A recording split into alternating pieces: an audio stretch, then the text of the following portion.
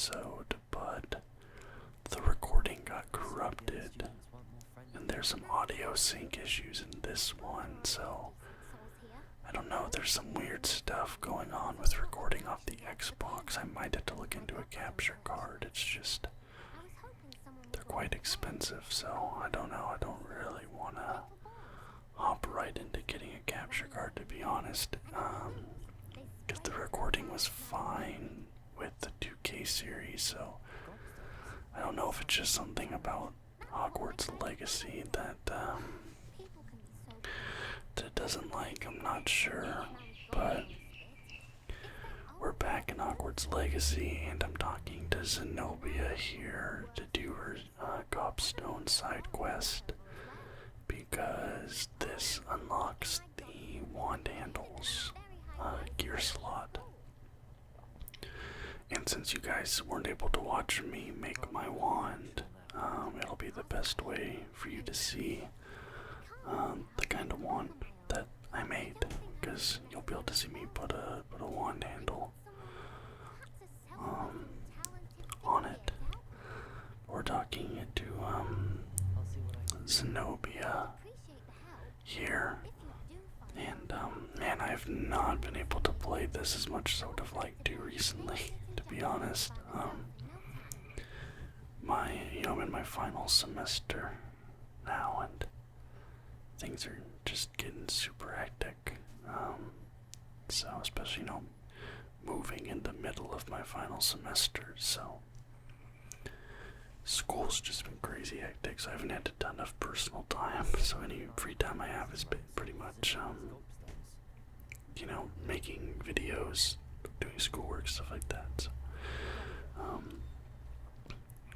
but first gobstone right up there, and like I said, you do these. There might be other ways to unlock them. Oh, look at that! Gotta get the page there. Oh, there might be other ways to unlock them, but I think it's just like the easiest way to get a wand handle, and then you can equip those. And unfortunately, they don't have any stats, which I think is kind of weird. I think it'd be cool if the different wand handles gave different stats like other,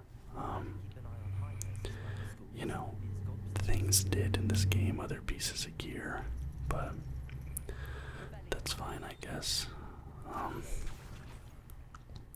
There's the second gobstone down. And actually, it's a cool way. These little side quests are a really cool way to see the castle, the different parts. Oh, gobstone the third. There we are. It takes you places that, like, the main quests don't really take you.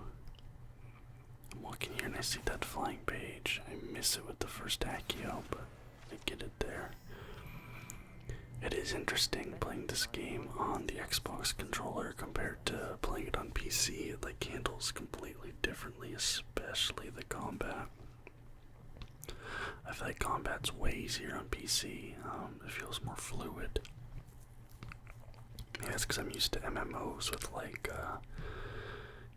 number bar attacks and things like that, like WoW and Final Fantasy and stuff, where you have attacks mapped to your number keys, because that's kind of how it is on Hogwarts Legacy on the PC version. But yeah, the combat on the Xbox version, console version, just does not feel as fluid.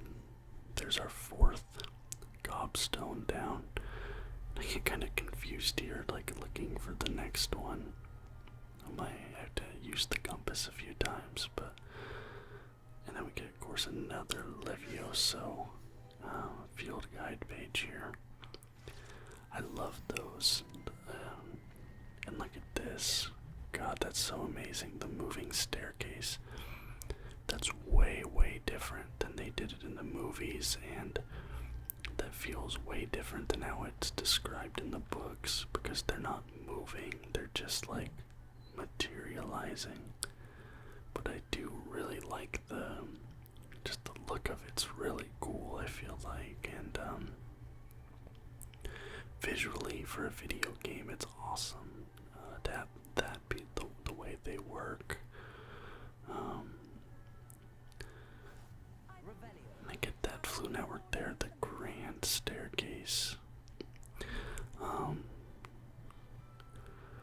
because if you guys watched that Order of the Phoenix video I did a few weeks back when I was playing retro games, that had the moving staircase in it.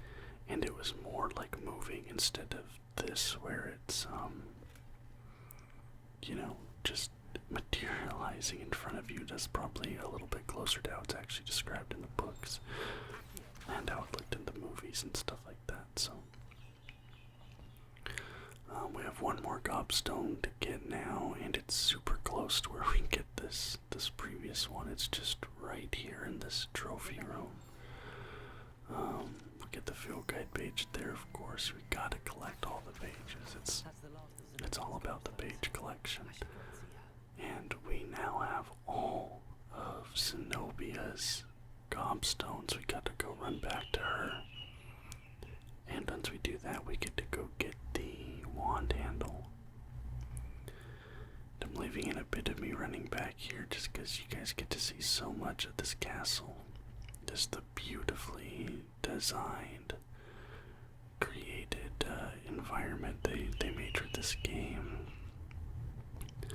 I love it. Like this is, you know, I talked about how much I loved the castle in the Order of the Phoenix game, but this easily just blows it out of the water in my opinion.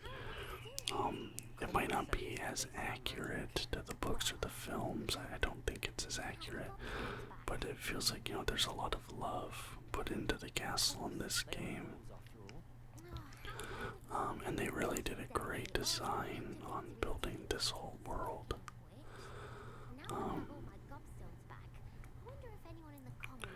Yeah, we're talking to Zenobia here to get her gobstones back. Now I do want to be a dark wizard in this playthrough, but I'm being nice to her just because I want the rewards. I think later on, I think I'm gonna, you know, for the roleplay aspect of things, I'm gonna wait until I actually start learning some dark magic to start making those dark character choices, just to kind of be, you know, like I said, accurate to the supposed, you know, roleplay of things that I'm doing here. I'm checking my challenges there. We go to gear, and here you get to see the wand I made. Blackthorn, Phoenix Feather, supple, 13 inches, that light spiral.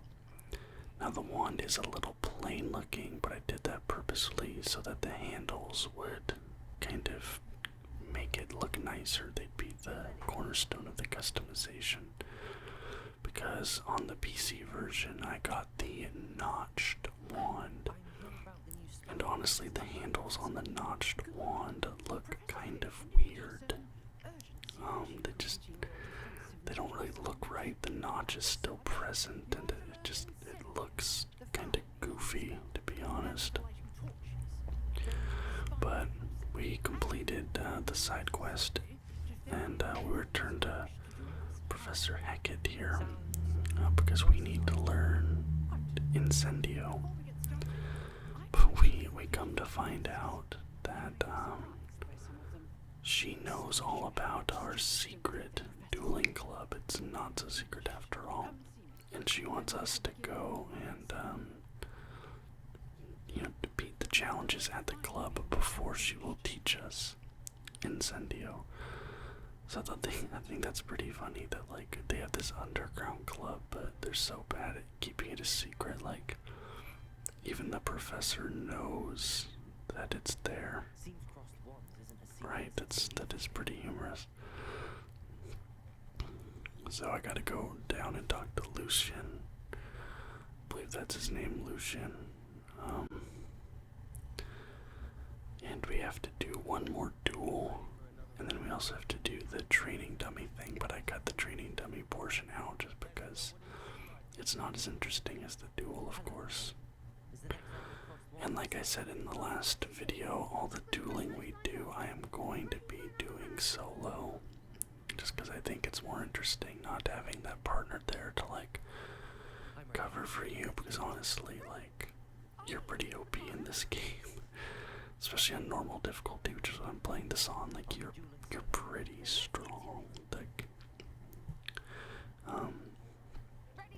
so here we go. it's me versus, I think, 3. Me versus 3. Yep. The Adept round. It's talking about the shields and stuff like that, but honestly, there, we take one hit there. Boom, take them up, just blast them. Using the Stupefy counter, the shields really don't matter that much. She gets me there and I get blasted. But, boom, take them out. I get her the Stupefy because the Stupefy breaks the shields too, so you don't even have to like wait and use the right kind of spell to break the shield. Like you can just Stupefy the shield down. Boom, like that, see? Then I hit him with the barrel. I wish I could use the ancient magic that just like blows them apart on these students in these like adept duels. I think that'd be pretty funny. Like just absolutely ridiculous. Like this pastime recreationally dueling and I'm just like blowing people apart with ancient magic that nobody even knows exists. Just the thought of that is pretty comical. Yeah, so I took that on, and now I'm running back to Professor Hackett to learn Incendio, which is, you know, apparently cornerstone to my education at this point. To have a spell that allows me to catch fire to things. Now they are talking about it being a strong defensive spell, but I'm gonna keep it a stack with you. I don't really see how Incendio is really all that defensive. But you know, that's neither here nor there. Whatever Professor Fig says goes, and Professor Fig thinks that it would be important for me to learn Incendio. So we get to go back into this cool little mini game, which is so much easier on controller compared to mouse and keyboard. I talked about the combat being more easier on mouse and keyboard, but this portion is way easier on controller. I skipped a little cutscene there with Professor Fig. Basically, I have to go down into the restricted section, and who else but my main troublemaker, Sebastian Sallow, to go with me down there. Really, we're up to no good. We get into hijinks, we get into shenanigans. Like, that's what we're all about. We're a real hijinks crew, me and Sebastian. Like, we just, honestly, we're troublemakers. Just to keep it real, to be upfront with you guys. And I do not know how we don't get expelled, if I'm being honest. We really should be. Like, one look at either of us, and like, honestly, if these professors were at all like involved in our lives and understood what we were doing here, they would be very concerned, and they would probably send us to some sort of rehabilitation just based on really just appearances and stereotypes alone between me and Sebastian. But I tell Sebastian that I'll meet him tonight, going to the forbidden section, or restricted section, the forbidden section, or restricted section of the library. And look at that, they have guards. I think it's like prefect students. But yeah, that's the door we need to go through to get into the restricted section. If you think about it though, it is kind of like a flaw in the system to have prefects guarding the doors instead of like, I don't know, anything else, teachers, or like a magical enchanted beast, or like enchanted suit of armor, like anything, like even enchanted door. Because like Voldemort was a prefect, right? So he would have been one of the people tasked with guarding the restricted section, if you think about it. is not a guy you want down in the restricted section. Seems like you really have to have a lot of trust in these students that they will not do the wrong thing, because if they do, it'd be very easy for them to get access to that information. They're basically like the last line of defense down there. But we learned disillusionment, which rocks, because it allows us to become invisible. Look at that. So there's this student here guarding it. What I do is I get her attention and bring her this way to her right, or my right, and then I sneak down the left side. So she's looking the opposite direction as I go down. That's easy. Super simple there. Now I do get a bit distracted here. I see that book, or that page rather, so I have to bring that to me now. How nobody realized or noticed that that just happened. Listen, maybe they're not cut out for this job, but we get down, we get through the door. I thought we almost got caught there, like it looked like we were going to, but ultimately we don't. But would you look at that? The librarian is down here. Sebastian thought the librarian would not be here. Well, he's kind of getting a little upset. He's like, I said usually. Well, you lied. You were wrong. You misled me, led astray, bamboozled, hoodwinked, as Stephen A. Smith would say. So now he is going to provide a distraction for us to get her attention elsewhere, as we slip past and get the key to go down into the actual restricted section proper. Because I think this is just the library that's like guarded at night, not even necessarily just the restricted section. It's just like the entire library you're not meant to go into after hours. Well, really, I don't even think you're supposed to be around the castle grounds after hours, or, but for gameplay purposes, they allow you to walk around after dark without consequence, just because it wouldn't be a very fun game if there was like a curfew that was in place. Because I think some of the older games, like the Chamber of Secrets game and the Sorcerer's Stone game, did have like that curfew system that was in the books, and it just was not very interesting at all, because it kind of just limits your gameplay. Anything that's like a barrier to fun really should not be in the game, right? But we're down here, and there's the ghost. I think that's the Grey Lady. Yeah, I think it's the Grey Lady, so we have to lure her away and then sneak around the other side here. Now she does almost get alerted to us right there, but we managed to get past.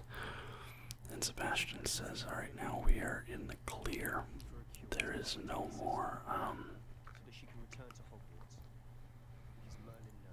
there's no more people to detect us. We're good. So I just go invisible here in order to get the chest. It took me a long time to figure that out, that those chests with the eyeballs, that is how you open them. You have to turn invisible and then the eyeball closes. That should have been more obvious to me, I feel like, because it's obviously like looking at you, right? But that took me forever to figure out. Forever. And then a character that I was always upset never appeared in the films shows up, and that's Peeves. What I find interesting about Peeves is he appears a little more corporeal than some of the other ghosts. Like, we just saw the Great Lady and she was all white, but Peeves has multiple colors, like in its clothing, and his skin even has a little bit of skin tone to it. And I find that very interesting. Because Peeves is a ghost. Yeah, but I don't know, he just looks different from the other ghosts, which is very, very strange. And yeah, I always thought it was weird that they never had Peeves in the movies, because he was a really important character in the books. He did a lot of things in the books, but yeah, I don't know, it just he never showed up in the movies, although I do think that they had an actor cast to be Peeves at one point. Like, I think they had that role cast. I think they might have even filmed some scenes with Peeves, like at least in the first film. But beyond the first film, no, Peeves never made an appearance. I put Lumos there on my bar just because it's pretty dark in here, so I want to be able to see better. And what you know, there is some ancient magic down here in the restricted section. And we find this, I don't know, this gate, this portcullis. I don't know which word you'd use for that there, but we create the little portal and we go through it. Big chest here, what do we got? We got a whimsical nightcap. But we come through the door, and look at what we are greeted with here. We have these big open doorways and these big, just howling chasms, these echoing chasms between them. So we have to hit the little buttons on the other side to activate the magical steps. And just like before, when we were down at Green Gods, we got some sentries. That one gets ancient magic. I'm not sure what happened there. I think that one came back to life. Don't know why or how. But he came back to life. Because I had destroyed that one, I'm pretty sure. And that one just gets firebombed twice. Both those get firebombed. Gets absolutely dunked on. But we got more. We got more out here. We have two more up here on this platform. And taking him out, I use my ancient magic on him, just lightning bolt him. Just that one, and then pretty close with the, oh, I can't think of the name of that spell right now. I don't know, but not Confringo. I don't know why I can't think of the name of that spell right now, but we blast him with that up close, the fire spell. That's so weird. I'm usually pretty good with remembering spell names. I used to have an encyclopedic knowledge. Incendio, there we go. Incendio. This one was kind of a cool one because you have to, hit the button to go across both sides there, which I think is cool. I think it's even cooler that there's two chests there for me to open up and see what's inside.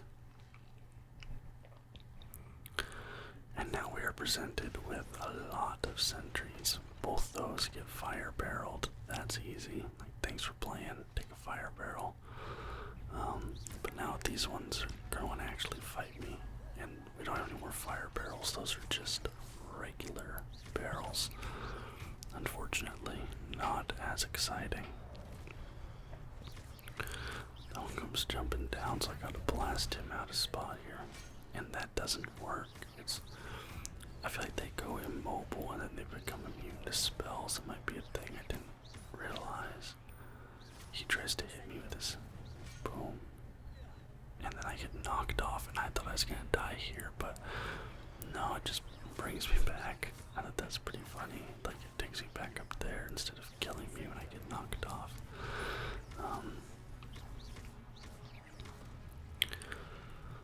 But taking those out, I think that was the last. Nope, there's one more. So I just blow him to pieces with my ancient magic. Honestly, the ancient magic is so satisfying in this. I love that system that they implemented, or such a cool touch, and it's so different compared to like any of the other magical systems in the game.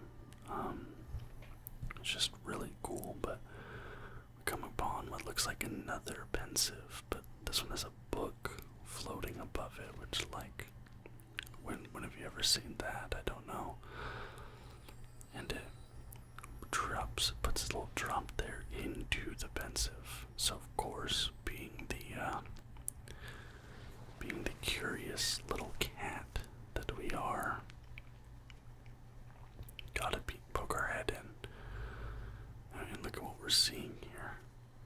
The guy's coming upon this big empty field here. Looking around, you see like kids. These people look pretty, worse for wear. Maybe not poor, but certainly not thriving. That's for sure. So he looks up and he casts this spell, this ancient magic, and it starts raining. This is honestly like a beautiful kind of moment here. It starts raining, and look at this, like everything starts growing, and all of them are now joining in.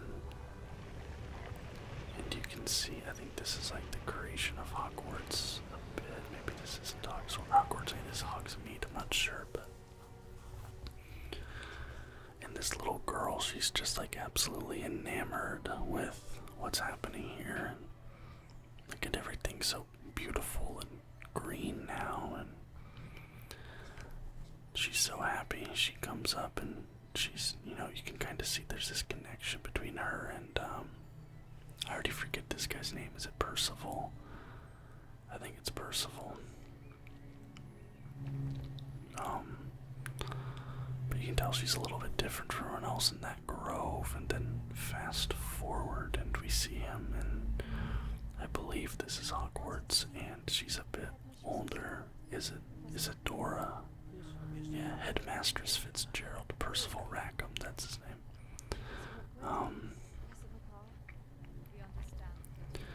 But these are all the people that we saw earlier.